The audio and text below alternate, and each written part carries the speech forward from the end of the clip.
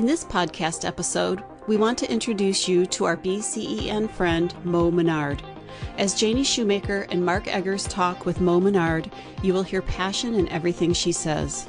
From her captivating stories to her specialty leadership and still taking time to reflect. This episode will keep your attention and may make you think about some things differently. This episode is called Award-Winning Radio Personality and Nurse Influencer. Hello, and welcome to BCEN and Friends podcast, where we hold interesting conversations about learning with a range of thought leaders, BCEN certification holders, and industry professionals. But most importantly, create value and insight for you, our professional nurses across the emergency spectrum. We hope you find our discussions interesting, informative, sometimes funny, sometimes serious, but always valuable.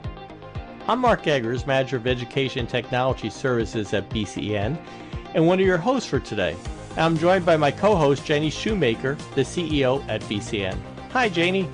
Hi, Mark. In this episode of BCEN and Friends, we welcome Mo Minard. Janie, could you tell us about our BCEN and friend, Mo? I sure would. Mo's one of my favorite people. I've gotten to know her over the last year, and she is just wonderful. So Mo Minard is the Director of Nursing for Beaumont Farmington Hills, located in Southeast Michigan.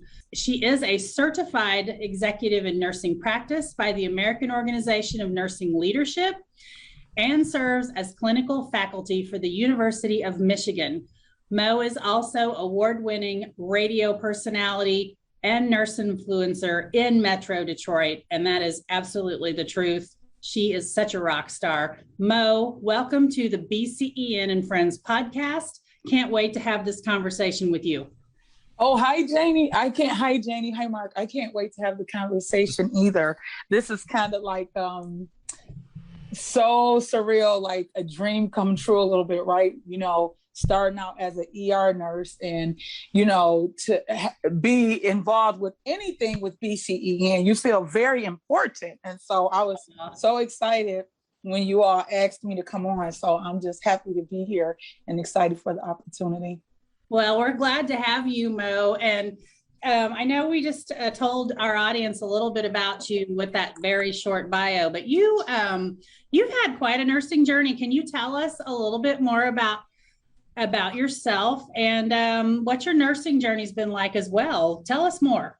Yeah, so I'm Mo Minard, and actually my real name is Imana, but my nicknames comes from my last name before I was married, my maiden name. It was Moore. And so my true nickname was Monamo, and eventually, because my whole family is something Mo, right, because of Moore, it's D-Mo, B-Mo, T-Mo. And so I was Monamo. Eventually, Mana just dropped off. So I am a proud mom, wife. I tell people I have 2 children, 2 dogs, and 1 husband. I'm actually a nursing leader, as you stated, for the largest health system in Southeast Michigan, Beaumont Health. And I have oversight over the emergency center, one of our med-surg units, hemodialysis, our nursing resource pool, and our IB team. And so if that is not enough, I'm also clinical faculty for the University of Michigan, Flint. And I am so lucky because I get our second degree students as they are in their last semester for their leadership clinical. And I cannot tell you how much I truly, truly love that. My journey into nursing was not traditional by any means. I actually was a paramedic with Detroit EMS Fire Department for 11 years. And I made the decision to go to nursing school after talking to some colleagues, some other paramedics, told me about a RN program that was a paramedic to RN bridge program, which I did not believe was true, but it actually was because I did it and graduated from it. And even, what's hilarious is I returned to the school to get my bachelor's and master's degree from them for a school that I thought was made up. But anyway, so we did this paramedic to RN program together, which I will tell you was not easy because we did not have teachers and we didn't have online courses. So this was us doing correspondence with each course. And at the end, we had to do this very rigorous clinical test, which to this day, I don't think I've done anything harder yet. It required a lot of documentation from the fire department to prove that we were paramedics with so many clinical hours and had expertise with certain populations. So, often, I remember on one of my very first job interviews for a staff nurse, I remember the nursing manager who interviewed me, she said, can I ask you a question? I was like, well, you're going to ask me a lot anyway, sure. And she said, why don't you speak a little bit more highly of the program that you did? She said, that could not have been easy. And I was thinking, yeah, why don't I? So ever since she said that, I said, yeah, I better speak about it proudly. Hey, we taught ourselves. No, just kidding. But so my journey into nursing was not traditional at all. And I had to make that very difficult decision after working 2 years as a paramedic and a nurse to leave the fire department. And I did not want to, because I love that job. I love being a paramedic. It taught me so much.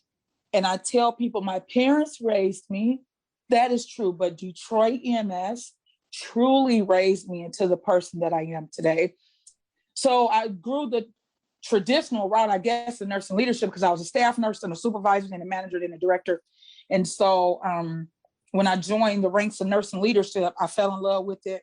And I knew I had to continue to move forward with it. Wow. That is quite a story. And I'm so excited that you, as nursing faculty, get those students in their last rotation. Oh, yeah. Leadership. Me too. I mean, what a great role model for them. You can really have an influence, Mo, on those students in their leadership rotation. I'm so excited about that. Yeah, I'm so better. Yeah, I'm so weak. Think of anybody better to lead them. I'm so weak for them. I baby them. I'm so guilty of that. I'm so weak for them. Do you know why? Because they're at the end, and I spend a lot of time telling them, look how far you've come. You're not going to fail now. Do you know what I mean? Yeah. And so my part is really getting them ready for what they're getting ready to step into. So we go over interview skills, resume writing. They do this big project with another nursing leader. So I love it. I love it. Yeah, I think they're getting a great person to teach them about leadership there at the end. And then just all those areas you're over as a nurse leader, for heaven's sake. Yeah, so that was different, right? When I came to Beaumont Health, I came from the Detroit Medical Center. I grew up there, and I had 2 ERs and observation units. So they were similar, and they were my skill set, right? They were my expertise. So I was really good. And then I get to Beaumont, and I've changed area of responsibility about 3 different times. When I first got there, I had critical care, respiratory, transportation, emergency management. Then they moved some of those areas out of nursing into operations, kind of where they really are, traditionally. And I've learned so much with all these different areas. And I have to say, probably my favorite thing out of all of this, having ER and med surg, is bridging those two. To at least understand each other's practice. I'm not telling them one got to go work in the other at all, but just bridging that listen, the ER does not hate you and med surg does not hate the ER. Can we just please be relatives here? Yeah. Well, that's a problem no matter where you work, isn't it? So good. I know. It's everywhere. So, and it's very rare. So it's only myself and I believe 2 other directors in the system that kind of have other areas too. I believe it's based on hospital size, but my ER, we see pre-COVID probably about 65,000 visits a year, level 2 trauma. It's busy. And even with the dip with COVID originally, we back up to regular volume, which I'm really glad about, because I think the patients were staying at home dying. Yeah. And because we told them, don't come to the ER, right? The media said, don't come. Do not come to the ER. Yeah. Yeah. Well, I'm glad to see that they're coming back. You don't want people Me at home too. having those problems. That's very sad. Oh, me too. Sometimes we just want to tell the media to get some duct tape, be quiet. Yeah, or at Thing. least let us kind of help you make the decision. I mean, I was so worried about the patients, you know, when the ERs were empty. I was like, oh my God, please don't be at home. I know. Yeah. That's very sad. So Mo, you alluded to it a little bit. What was it? What is it? Why am I saying was? It's not over yet. What is it like being a nurse leader in this pandemic? What is that like? Okay, let's start truthfully scared. I don't think a lot of people acknowledge that. You know, as a leader, leaders are afraid too right now. And if they say that they are not being truthful. Mm-hmm. You know, we haven't seen this either. And in the beginning, let me fast forward to where we are now. So now our COVID numbers are low, knock on wood, but our regular, very sick patient numbers are high. So we're seeing these are the people who probably, you know, missed care during those first surges. And so we're seeing the CHFers and the heart attacks and the strokes and the kidney problems, you know what I mean? So now all of our regular patients are back. Again, I'm very grateful to that. But if I never go through this again, which I know I might try to sound optimistic here, I would be grateful for it. Mm-hmm. But I know that would not be the reality. The first surge just did something to me. And then the second one did something. And then the third one just took me to a whole nother place. Not having, you know, visitors. And I've told this story over and over and over again. And I will continue to tell this story just because I want people to understand the impact. In that first surge, we went from 0 patients to a hospital full of patients. I remember we tried to do the COVID floor. That didn't work. The whole hospital ended up being the COVID floor, okay? We had ICUs running into our progressive care unit. So we had like one ginormous ICU. But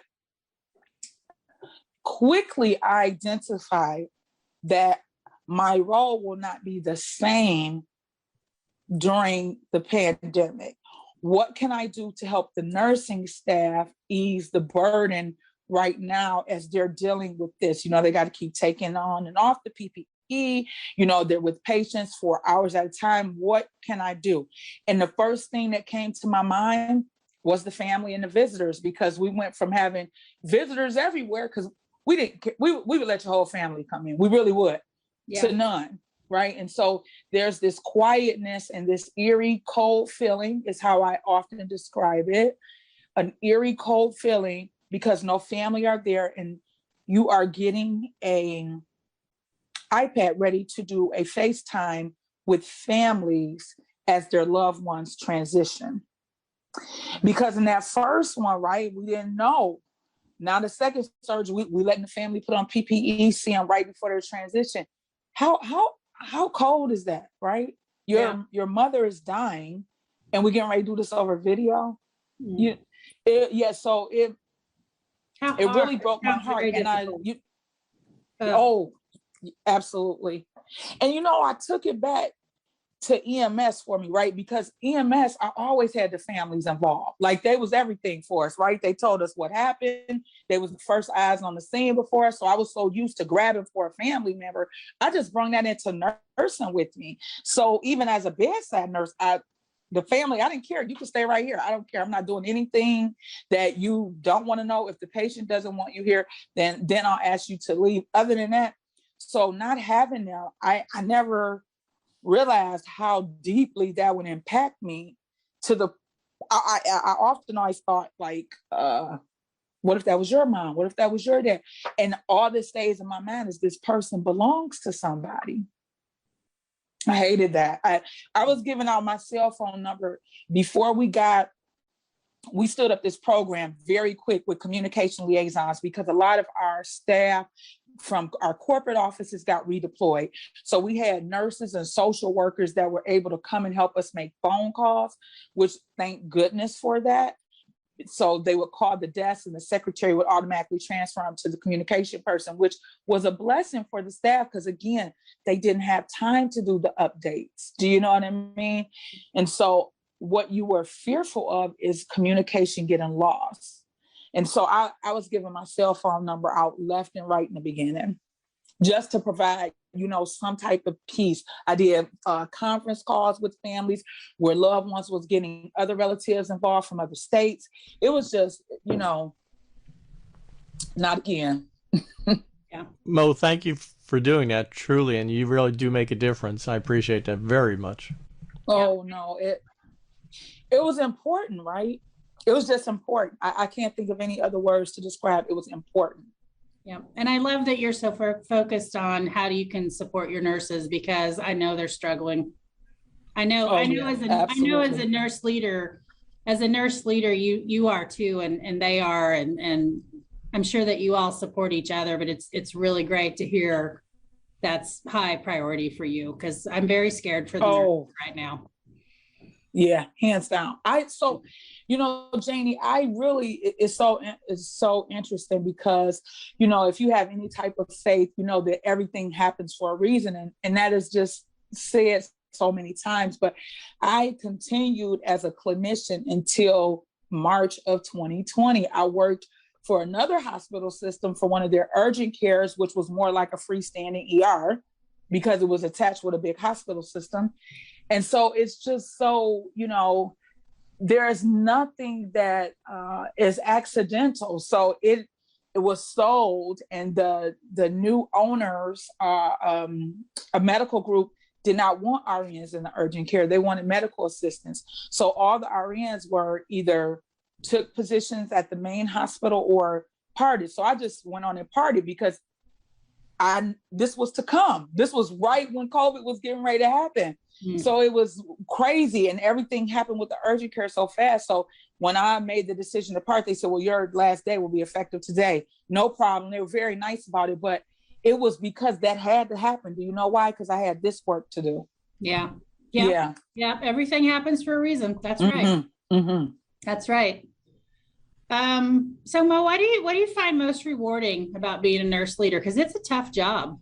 I've done it, so I'm not talking crazy. I know it's a tough job. So no, I know. Most rewarding. For me, it has to be a couple of things, right? So I am always satisfied when I'm able to advocate for my teams to ensure they have what they need to be successful, because I'm not at the bedside and they are. And what I will never allow to happen is them have barriers to doing their job. So any tools that they need, I always feel better when I know that I was able to do what was necessary to secure their needs.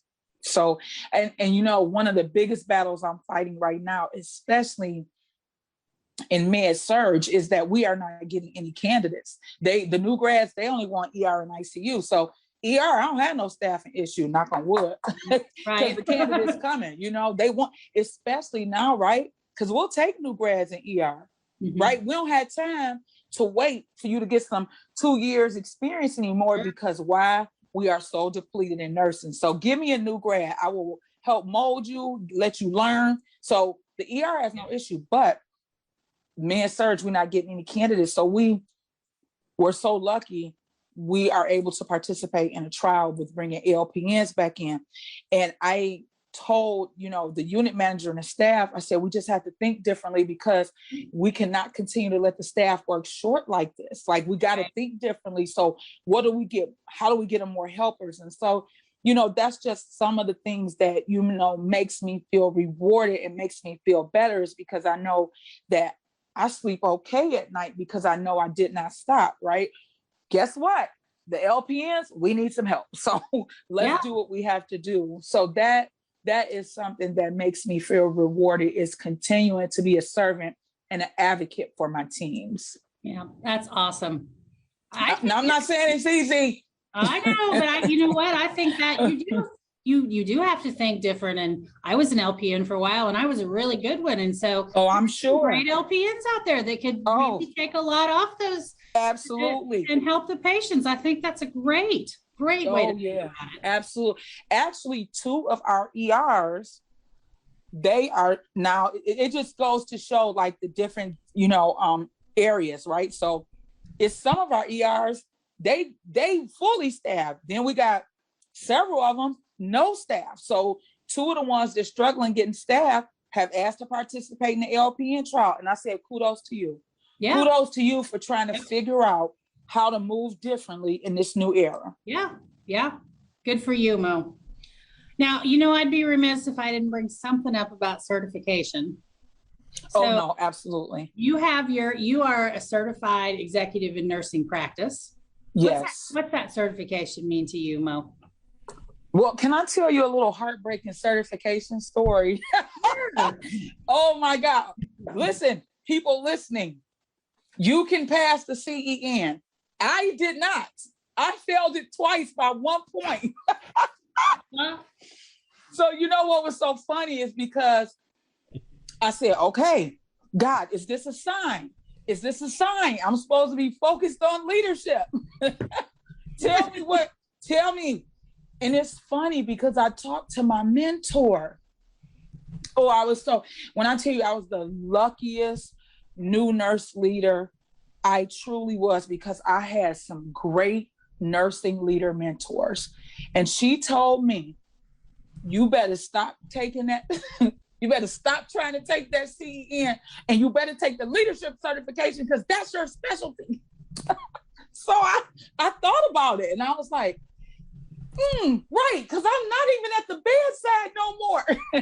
So why I'm up here trying, and I said, she's right. Mm-hmm. So when I accepted that leadership was my specialty, I finally accepted it after I went. And I know people think I work for AO&L on the side because I'm always pumping them up. Mm-hmm. But I went to a Nurse Manager Institute. It was 4 days in San Diego. At the time, it was American Organization of Nurse Executives. Yep. And I never forget, MT Meadows said, if you are in this room, leadership is your specialty. You need to get certification in your specialty. I'm not talking about the department that you run. Your specialty is leadership. And it just stuck to me. It just stuck. And so myself and some other colleagues were getting ready for our leadership certification. And I said, that's it. I'm doing it. I'm doing the CENP. And, I studied and I passed the exam, and I was grateful. And it means a lot to me. And so then it was funny because I said, okay, I might not be CEN. I'm CENP, and the CEN is in those letters. Yeah, that's awesome. Well, you know what? I think it's difficult to role model and be a good to be that leader that you are, Mo, without having, so you want your nurses to be certified. They're looking at you. Are you certified? You are certified. Leadership is your specialty. I think that's exactly right. That is not an easy exam either. And I agree with you. AO&L is a great organization. I love them too. I talk about them a lot also. So yeah. So anyway, that's a great story. Great story about certification. And along with that certification, of course, we have to be lifelong learners. We can never stop learning. Oh, never. Whether we're at the bedside and we've got people's lives in our hands, or we're trying to lead the people that do, or whatever the case is. So, Mo, what are your views on lifelong learning? How do you find time to learn? You're a very busy woman. How do you find time for it? So here, I will tell you this. I do not miss reading. I'm always in journals. I don't miss journals articles. Now, one thing I will say, I feel like I'm kind of cheating, but I'm not. But being faculty also helps that. And I'm grateful for that, because the students, they keep me on my toes, and we often change up the literature that we're using for that semester. And so it helps keep me current. And by my course being leadership, I'm able to stay current not just through reading journal articles, but also by participating in teaching it. My mother was an educator, and unfortunately, growing up, I didn't have the luxury to not go to summer school. Like, my mom just didn't play that.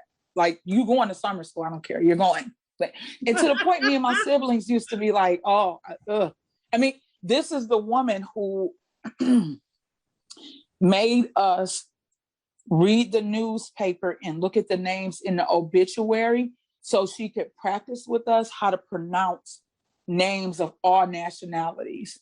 And so it's interesting that because now as an adult and a parent, my children, I drive them crazy too about, oh no. Like, you have to be dedicated to learning. That will never go away. And I don't even care if it's not even in nursing.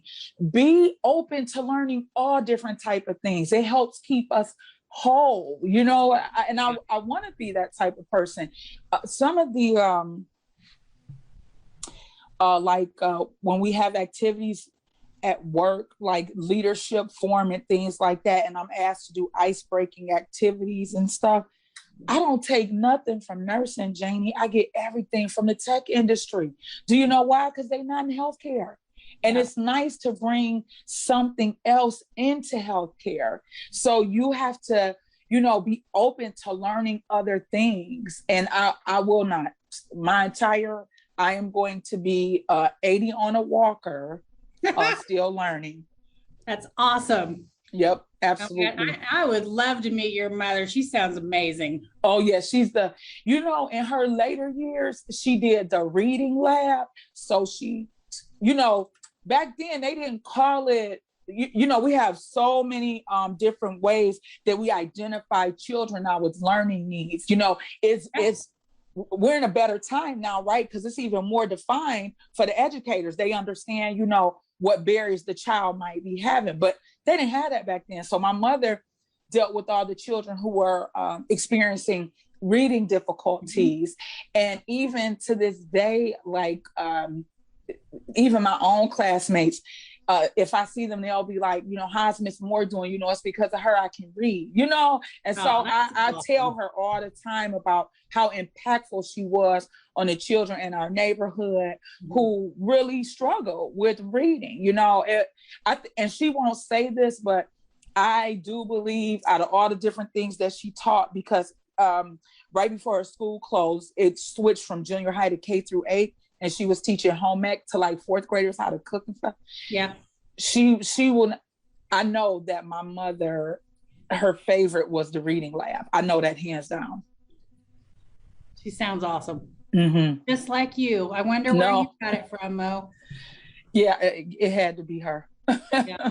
That is great, Mo. Mo, you have so many good stories, so many things to tell us. It's so engaging, entertaining. But let me ask you, tell us about a patient or a moment in your career that made a significant impact on you. You know, so many, you know. And I figure you have lots of them. Absolutely. Oh my gosh. Yeah, one that never, one I'm pretty sure never left me was a child who, I was a paramedic. This was a child who was in foster care.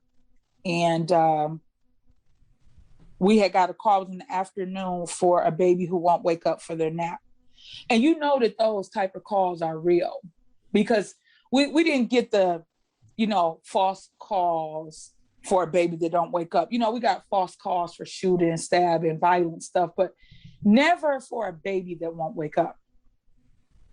And when we got there, you know, the baby was deceased. You know, we still worked the baby up and everything. And, you know, we transported the baby because of the suspicion related to the death of the child. You know, we had to be interviewed by so many different agencies, right? We had to talk to the state. We had to talk to local law enforcement. We had to talk to our own agency. It was almost like an out-of-body experience. And, you know, the one thing with that story that always stood out for me was, why not give the healthcare providers in that moment a second to pause, right? because everything was happening so fast. And that was my very first traumatic pediatric run, because the child had been sodomized and beaten and burned. And I never understood why we weren't allowed a pause. And then me and my partner were separate. We were being interviewed separately. It was really something, again, I reflect on it, it was really out of body, because I just was numb in the moment. And that child and my child at the time were like the same age. The child was not even 2 yet. And that run always stuck with me, because I ended up, this went on for a long time, because I had to keep going back and forth to court about this case, as you can imagine. And I just never felt like I got that pause. Mm-hmm. And so, you know, after that, it followed me throughout my career, even into nursing, after codes, debrief, how important a debrief is. You don't have to do interviews yet. You don't have to talk to the authorities yet. It is okay to let a healthcare provider in an event like that just take a pause, have a moment of reflection, because you don't know how that might have impacted that individual. You know, what I always breaks my heart is when you hear about healthcare providers who end up committing suicide, you know, from different things that might have happened along their way, along their career.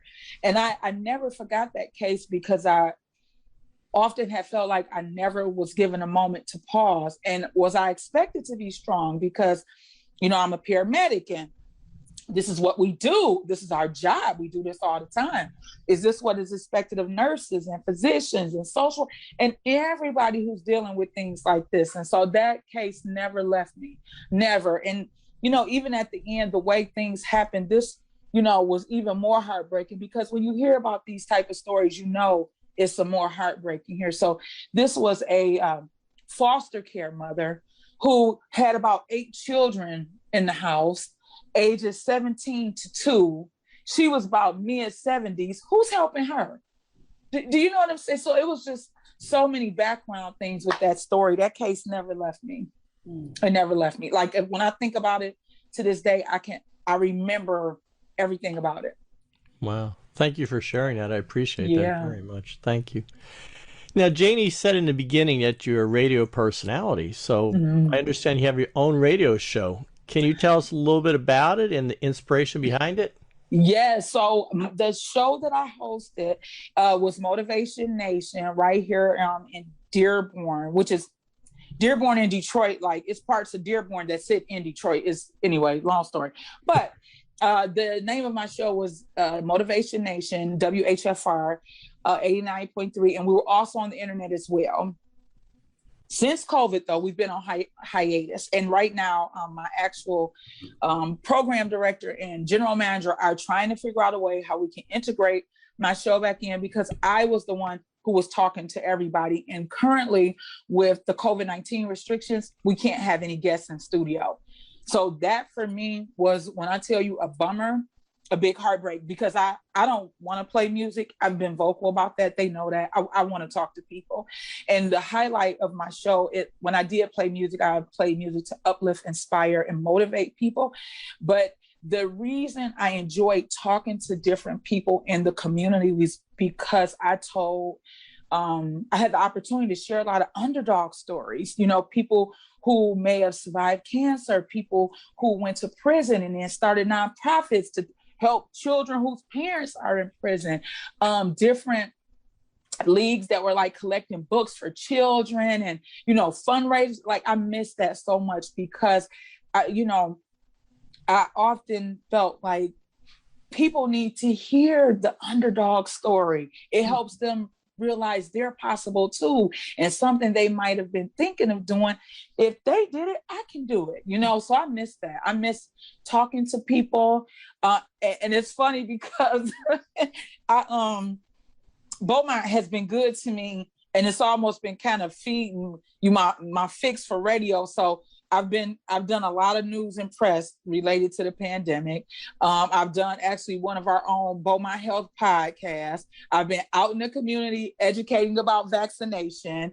So they've been kind of filling my, the need to feed. So as a matter of fact, we're going to have a nursing excellence gala that we had to switch to virtual, and I'll be hosting it. So I'm still getting a little fix, but I miss it so much. I cannot wait.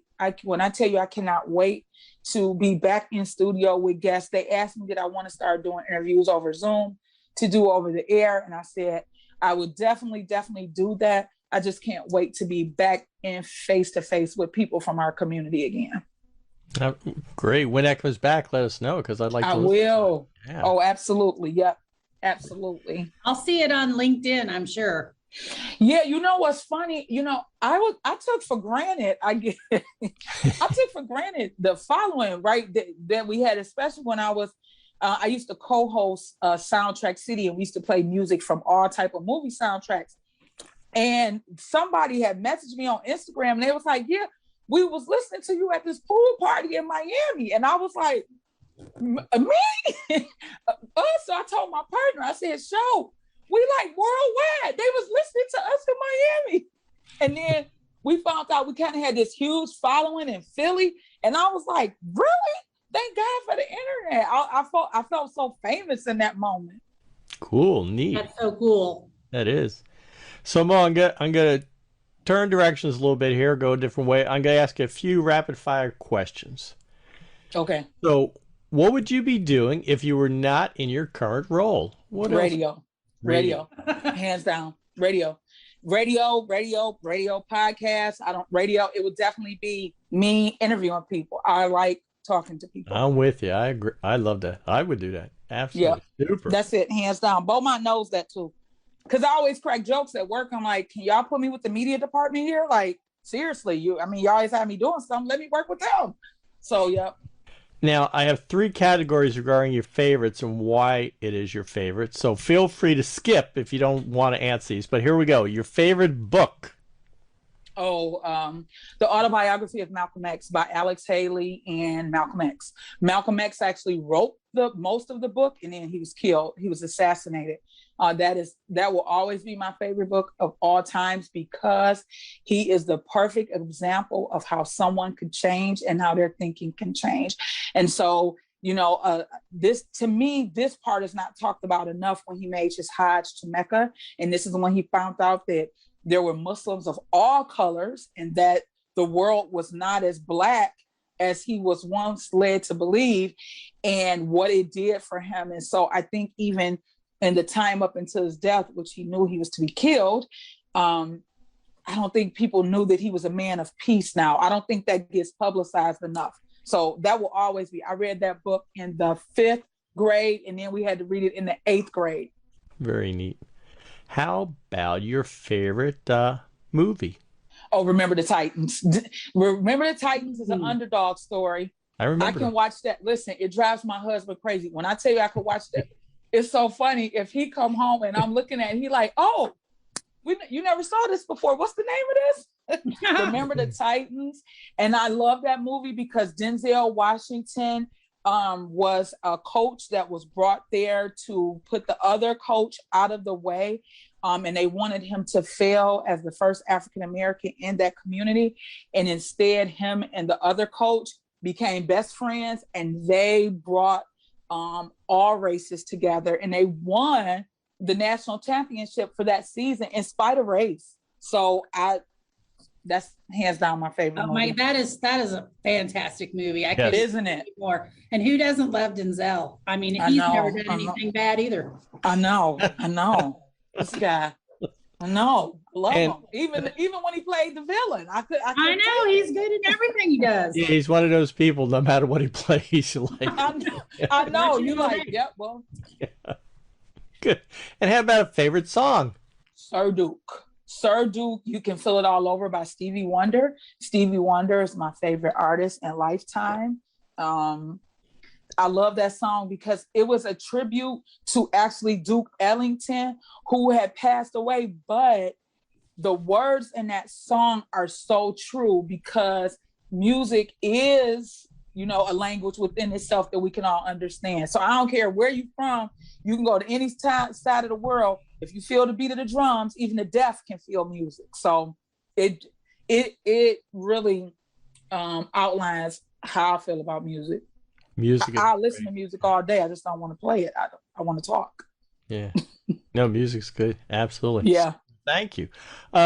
So, I know you have a little bit of time. So do you have any hobbies or interests other than what we talked about? Don't judge me. If y'all judge me on here, we're going to have a problem. Do not judge me. No judging. What my favorite hobby is doing my nails. I know. Me too. I do me and my mom's nails. And I do my nails like every week. I know that it's so funny because people would say, that's that really is a daily living. Like that's a part of hygiene. No, I like to do my nails and make them pretty and sparkly. So that's like one of my most favorite hobbies. That's good. No, I'm not judging at all. It's great. That's super. Yeah. Oh my God. I don't think it counts as a hobby though. But it's mine. It could count as a hobby. I have a really good friend who would say the same thing. So I think it's all good. Yeah, Okay. it could be a hobby. Okay. Yeah, well, thank you. I'm glad I'm accepted here for that. Absolutely, you are. I might put that in the podcast intro when people read it. Get to find out Mo's new hobby. I mean, I love it. I can't help it. I look at nails all on Instagram and buying like nail designs. I love it. And my mom, I feel like a little girl when I'm doing her nails because I feel like I'm playing, dress up. But there's some designs that are amazing. I have some granddaughters and to see their nails and the designs on there. Yeah. See, Mark, that's a good job. It's cool. Mm-hmm. So if our audience would like to follow you online, I understand you're on Instagram. Yeah, I'm on Instagram. I'm on all platforms as Mo Minard, but Instagram, I'm DJ Mo _ the spark plug. Good, super. Well, excellent. Well, I want to take the time to thank you, Mo Minard, for joining us for this episode of BCN and Friends.